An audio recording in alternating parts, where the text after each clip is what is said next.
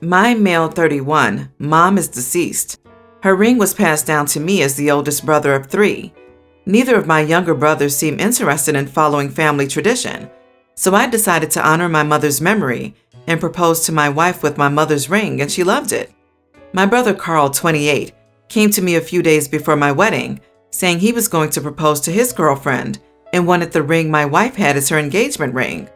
I said no because I already proposed to her with it, but he lashed out, saying I can't be reasonable thinking that passing down mom's ring to my wife, who I've only been with for 3 years when he's known his girlfriend for over 7 years. Plus, mom's always considered her as a daughter she never had, so she's more of a family than my wife. I told him yes, mom thought of her as a daughter, but never stated the ring goes to her.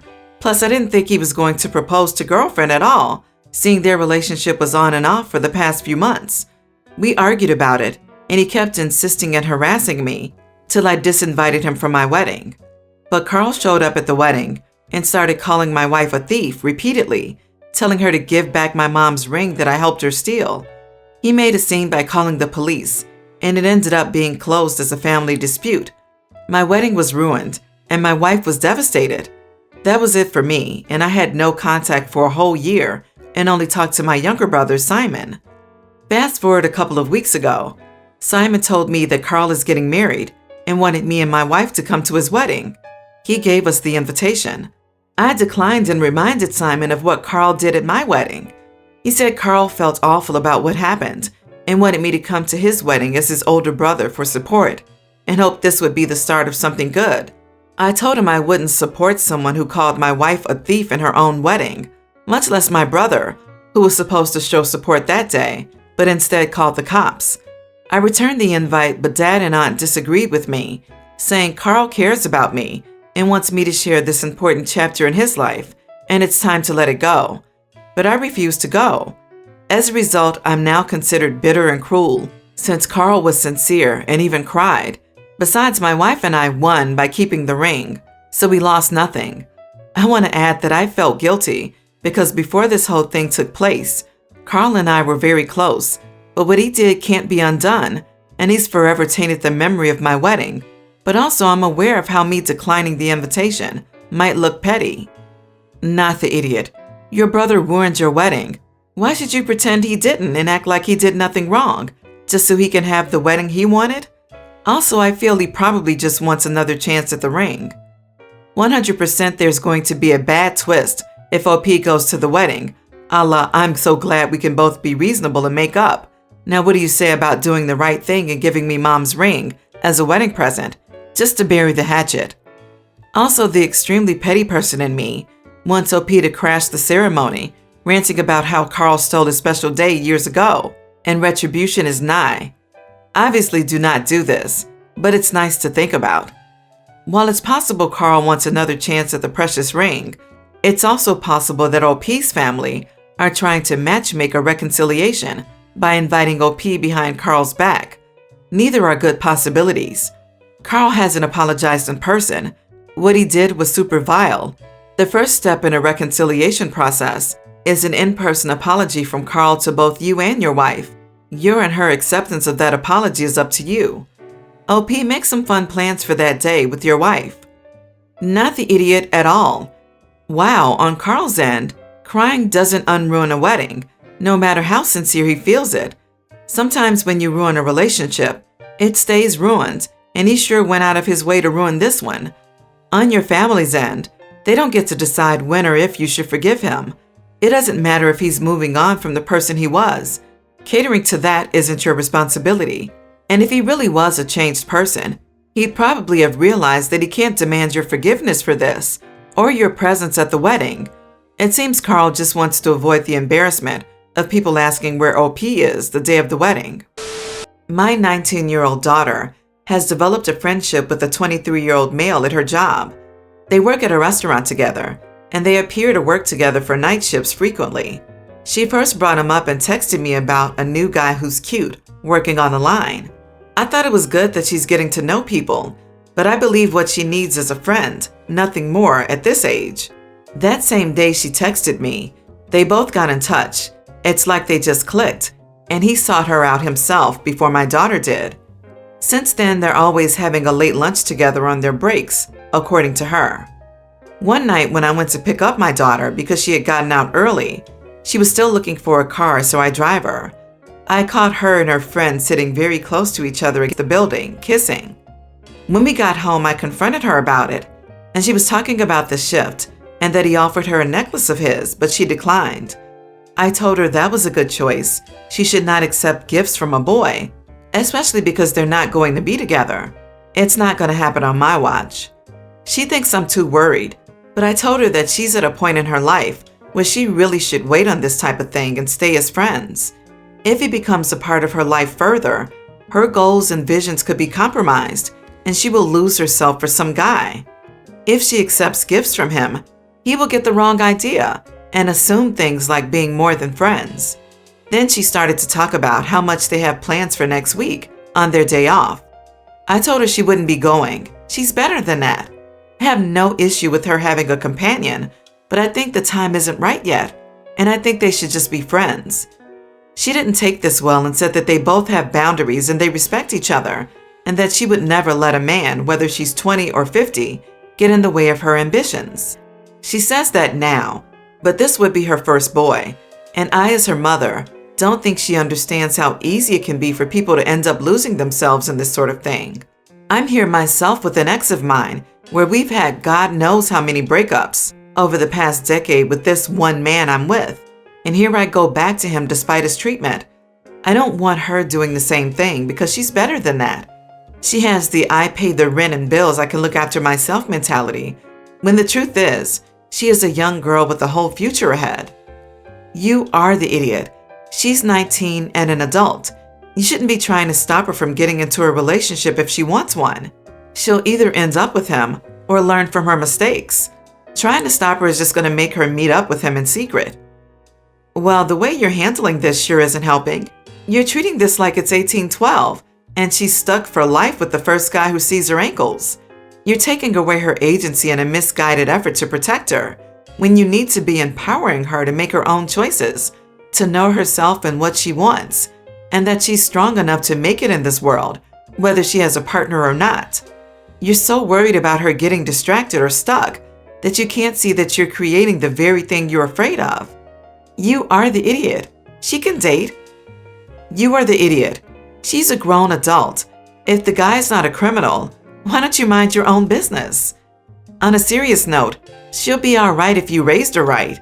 You don't want to be the controlling parent that she wants nothing to do with.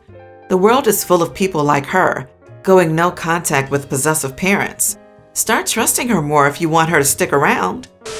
We currently live with my husband's mom, and she does a lot for us. I truly appreciate that because we've gotten ourselves into a financial rut. Mother-in-law is a hardcore perfectionist who always has to be the best at everything, to the point it is entirely toxic. She was taught growing up to never eat if someone else isn't, and as a teen, that spiraled into never being the only woman eating. It was ingrained in her by her very overweight mother, never to let anyone think she was a pig. Not surprisingly, mother-in-law and her sister both have serious issues with food.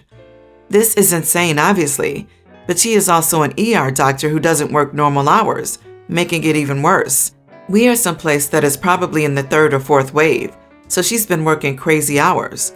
The other day, she took us after work to do some errands. We don't have a car at the moment, but she said it was fine because she needed groceries.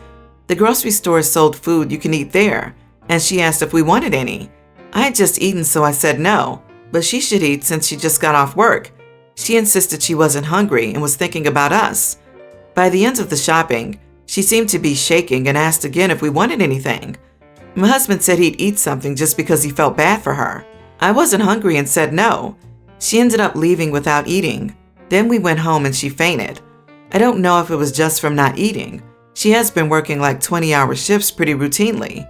Now her boyfriend is angry at me and says I should have eaten something so she would. I said she's a grown woman and I don't feel responsible. But he said I know who she is, called me an ungrateful bitch, and said it's my fault she fainted. Not the idiot. You can't be held responsible for another person's disordered eating, and you mustn't ever let anyone else's disordered eating affect your own healthy and orderly relationship with food. Your mother-in-law is an adult, and so she's responsible for taking care of her health. Your mother-in-law is an adult, and so she is responsible for taking care of her own health. I find this statement ironic, considering OP is an adult living with the mother-in-law because she and her adult husband were incapable of handling their adult bills. Everyone's the idiot here.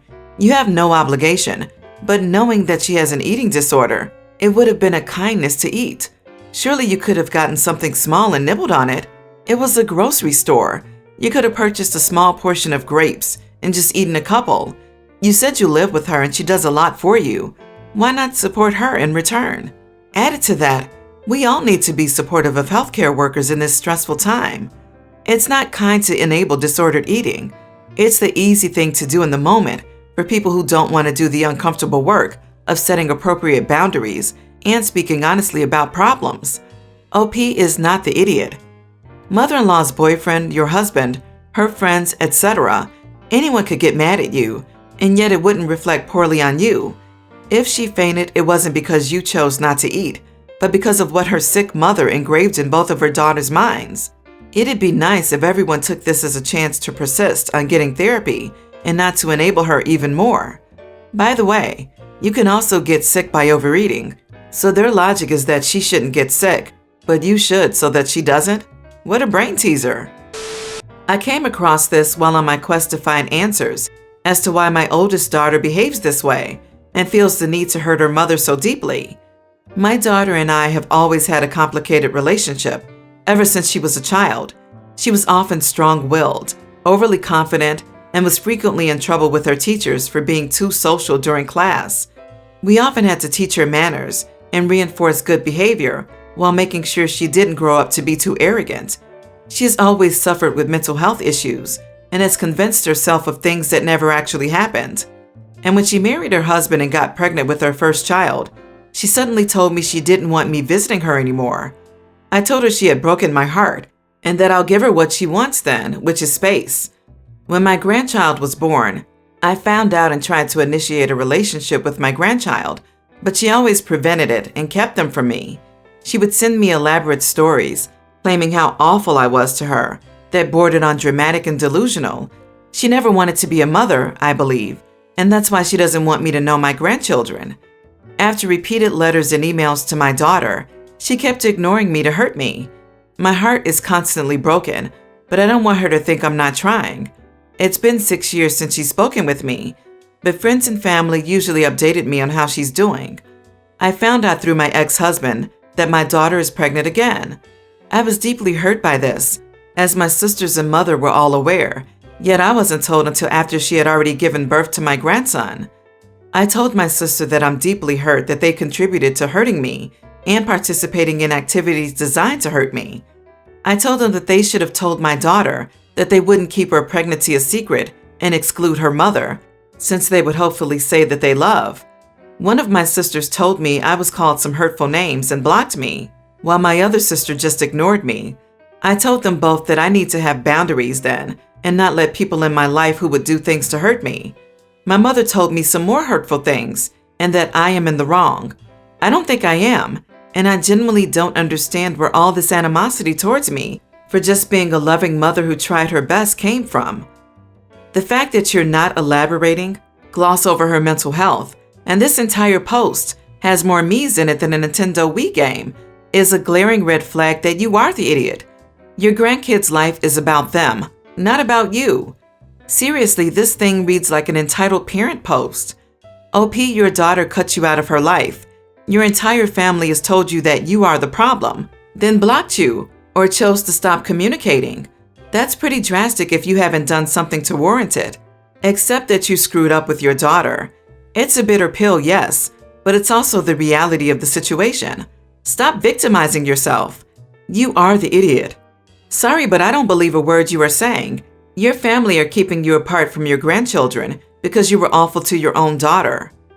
Yes, you are the idiot. What exactly did you do to teach her manners or reinforce good behavior? I am not accusing you of anything, but this sounds very similar to how I have seen some nasty parents justify their behavior to their children. Additionally, your daughter also made her boundaries very clear, and whether or not you like it or feel you deserve it, You definitely ignored them. I'm also concerned that seemingly every single adult in your daughter's life is supporting her in this, and he's either ignoring you or actively hostile to you. Generally, if every single person in my family tells me I'm being an idiot, I probably am, in fact, being an idiot. My aunt's car broke down on a vacation trip we all took together. I, 21 female, drove my car and my aunt drove her car. Once we got back to our city, it took her 3 days to get back because she had to wait for a mechanic up there. Side note, there was no room in any other cars. She also didn't stay in her car, but with a relative we went to go see for the trip. When she got back, she was out of a car, and I felt extremely bad as she had older kids she would take to work and younger kids she would take to school. I offered her my car to use while her car got fixed up, as long as she took me and picked me up for my shifts. Things were fine for a while, until she crashed my car. I couldn't get to the crash site, so I only saw the aftermath. She told me it wasn't her fault, and by the looks of the car, I'm not sure if I believe her. She also didn't get the insurance, name, or phone number of the other person involved, and the cops weren't called. I told her not to worry about it and I'll see what I could do. The very next day, she gets her car back after 3 months. She told me it took a while because of money issues she was having at the moment. I asked her to drive me to and from work since she now has a car and she agrees. It goes on for about 2 months, and then she suddenly says she can't take me anymore due to her kids going in at the same time as me and her husband going in earlier than he used to.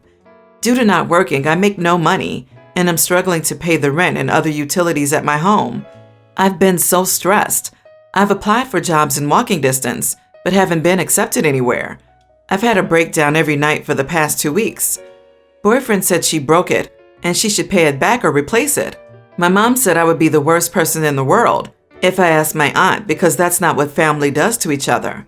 So, am I the idiot for asking my aunt to buy me a car or pay me the money I spent to buy it? You are the idiot. When someone lends you something, you owe to that person to return that something in the same or better condition. Period. Doesn't matter if the crash was his fault or no. The moment you take care of someone else's car, you are responsible for whatever happened to the car. OPSA, you are the idiot because you allowed your aunt to walk all over you. I can see helping someone with rides for a few days or a week or two, but you essentially gave your aunt your car for 3 months. It is quite a coincidence. She was suddenly able to get her car out of the hock the moment yours was no longer available. My guess is she had the money all along, but didn't want to spend it until she had to. The circumstances of the accident also sound suspicious. Are you sure she wasn't drinking? Why else would she not get the other driver's info or call the police? How else did she think you were going to recover damages? She should be responsible for repairing or replacing your car. Your mom sucks because while she can't be bothered to pay your bills or drive you to work, she is pressuring you to let bygones be bygones and let your aunt off the hook because family? Family isn't paying your bills or giving you rides, so family needs to stay out of it while your backbone regenerates.